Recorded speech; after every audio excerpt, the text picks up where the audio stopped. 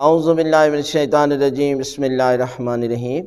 نماز میں کچھ ہیں جن کی وجہ سے نماز باطل ہو جاتی ہے، اور کچھ چیزوں کو مکروہات نماز کہا جاتا ہے، یعنی ناپسندیدہ عمل ہے۔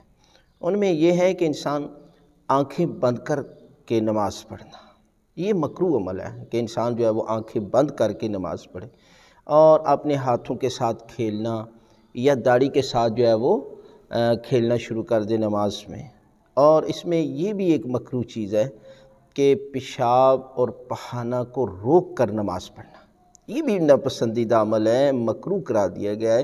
اس سے نماز کے ثواب میں کمی آ جاتی ہے، اور فرمایا کہ ہر وہ کام جس کی وجہ سے نماز میں خضوع اور خشوع میں کمی آ جائے مکروہ ہے۔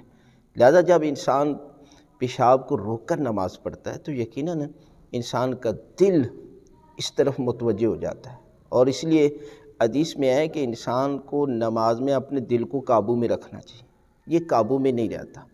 لہذا نماز کی حالت میں ہر وہ کام جس کی وجہ سے انسان کا ذہن نماز سے ہٹ جائے مکروہ قرار دیا، ناپسندیدہ عمل ہے۔